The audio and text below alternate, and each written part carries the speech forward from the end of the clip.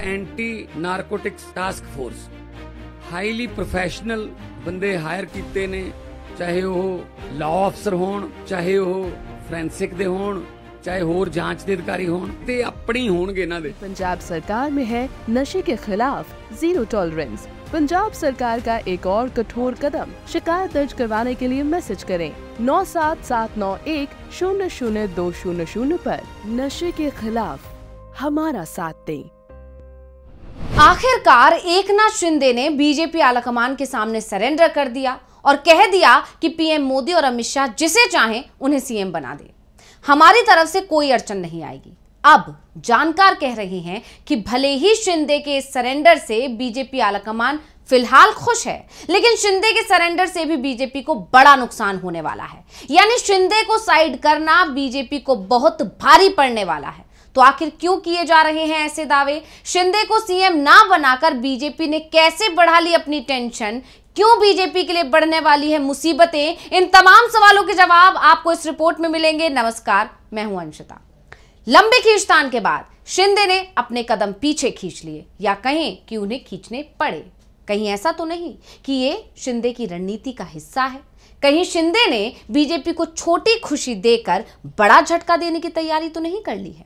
ये सवाल इस समय सियासी गलियारों में उठ रहा है, क्योंकि ये सोचने वाली बात है कि नतीजों वाले दिन से अपनी बात पर अड़े शिंदे अचानक से पीछे क्यों हट गए? क्यों आलाकमान की बात उन्होंने एकदम से मान ली? क्या शिंदे ने कोई प्लान बनाया है?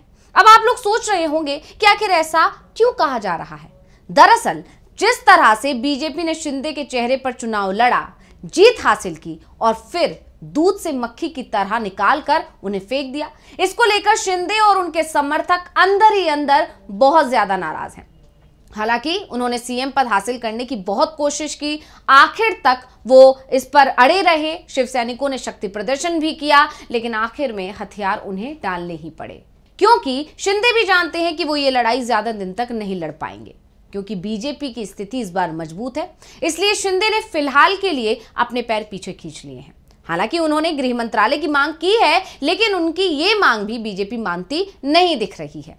यानी बीजेपी अब किसी की भी कोई शर्त नहीं मान रही है, और इसी को देखकर शिंदे खुद को ठगा हुआ महसूस कर रहे हैं। शिंदे के साथ साथ उनके समर्थक भी ठगा हुआ महसूस कर रहे हैं। ऐसे में जानकार कह रहे हैं कि शिंदे ने अभी जरूर अपने कदम पीछे कर लिए हैं, लेकिन अपने कदम पीछे लेकर उन्होंने आगे की तैयारी कर ली है।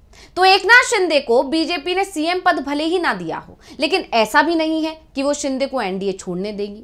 शिंदे बीजेपी की जरूरत है, क्योंकि पश्चिमी महाराष्ट्र और मराठवाड़ा रीजन में शिंदे की जबरदस्त पकड़ दिखाई दी है। बीजेपी शुरुआत से महाराष्ट्र के इस रीजन में कमजोर रही है। पश्चिमी महाराष्ट्र में विधानसभा की 70 और मराठवाड़ा में 46 सीटें हैं, और बीजेपी इस रीजन में शिवसेना के सहयोग से ही चुनाव अभी तक जीतती रही है। अब एकनाथ शिंदे हो या फिर अजीत पवार, दोनों ही मराठा हैं, और दोनों का ही इस रीजन में जबरदस्त प्रभाव है। सीएम बनकर शिंदे ने जो काम किए, उससे मराठों में उनकी लोकप्रियता तेजी से बढ़ी, और कहा जा रहा है कि लोकसभा चुनाव में मराठों की जो नाराजगी थी, उसे शिंदे की कोशिश से ही दूर किया जा सका था।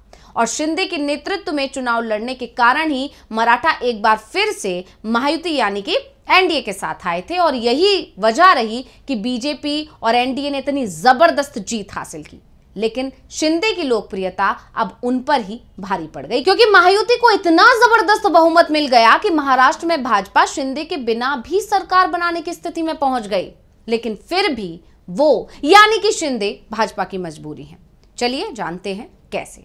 तो इसकी पहली वजह तो मराठा सेंटिमेंट ही दिखाई दे रहा है।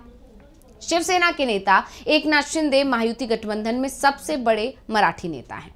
महायुति को मिले मराठी वोट में एक बड़ा हाथ शिंदे का भी है। अब भाजपा ने शिंदे को सीएम नहीं बनाया है, तो मराठा सेंटिमेंट बीजेपी के खिलाफ हो सकता है, ये तय माना जा रहा है।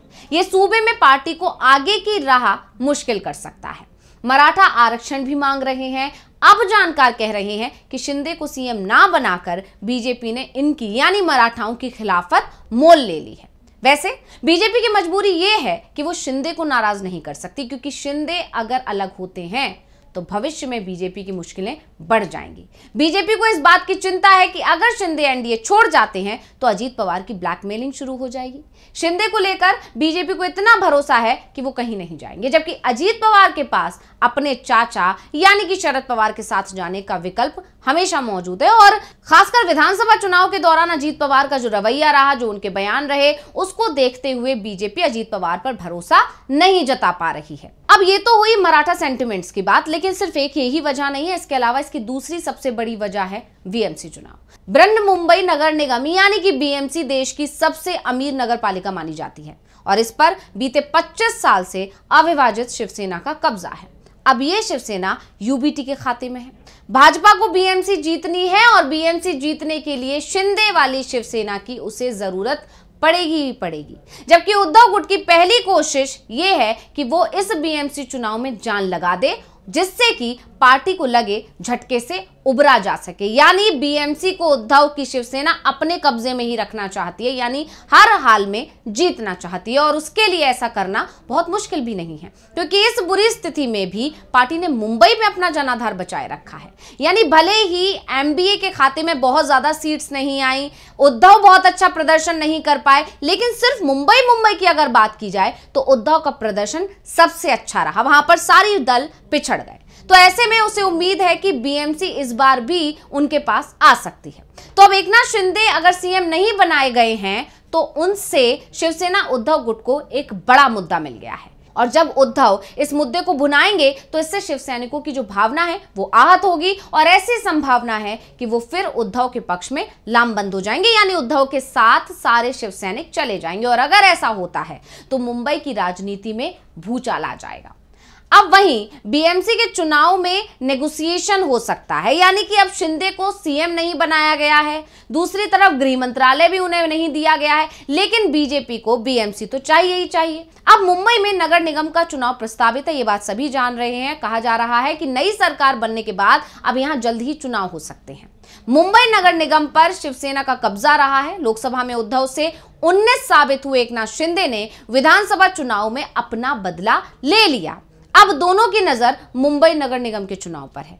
अब शिंदे को क्योंकि कुर्सी नहीं मिली है, उन्हें कुर्सी छोड़नी पड़ी है, तो अब उनके हाथ में बार्गेनिंग पावर है और वो अब बीएमसी के चुनाव की जब बात आएगी तो बीजेपी पर हावी होने की कोशिश करेंगे, दबाव बनाने की कोशिश करेंगे और बड़ा नेगोशिएशन करेंगे। ये माना जा रहा है, क्योंकि बीजेपी को बीएमसी चाहिए और बीएमसी बिना शिंदे के वो नहीं लड़ सकती। और इसी के अलावा जो सबसे बड़ी बात है वो ये कि सहयोगियों में संदेश क्या जाएगा। ऐसा ना हो कि इधर एकनाथ शिंदे साथ छोड़ें, उनकी देखा देखी अजीत पवार साथ छोड़ दें और इसका असर दूसरे राज्यों यानी कि जेडीयू पर पड़े बिहार के लिए और टीडीपी पर भी पड़ जाए आंध्र प्रदेश के लिए। दरअसल भाजपा बिहार और आंध्र प्रदेश में गठबंधन की सरकार में, ये सभी जानते हैं, दोनों सूबे के मुख्यमंत्री के समर्थन की वजह से ही केंद्र में भाजपा की सरकार बनी हुई है।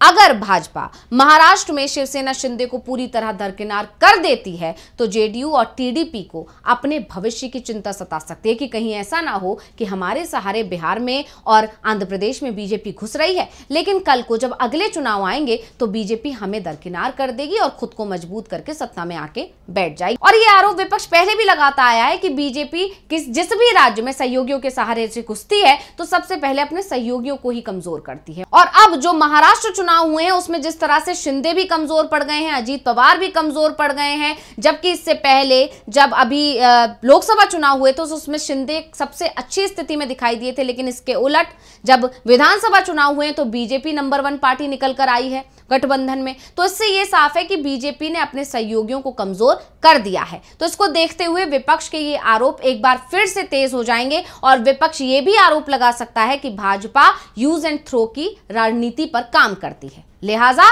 इस कदम ने भाजपा के सहयोगियों में नकारात्मक संदेश दे दिया है, यानी बीजेपी अब बुरी तरह से घिर गई है और शिंदे को सीएम तो नहीं बनाया है, लेकिन शिंदे उसके लिए मजबूरी हैं। और ये बात अब मानी जा रही है कि शिंदे ने भले ही अभी सीएम पद से अपने कदम पीछे खींच लिए, लेकिन शिंदे आगे की तैयारी में अभी से लग गए हैं। और ये दावा किया जा रहा है कि भले ही शिंदे अभी शांत हैं, लेकिन बीएमसी चुनाव के दौरान शिंदे बीजेपी को बड़ा झटका दे सकते हैं। तो रिपोर्ट आपको कैसी लगी हमें कमेंट करके अपनी राय जरूर दीजिएगा। इसी के साथ मुझे दीजिए इजाजत। देखते रहिए डीवी लाइव। नमस्कार।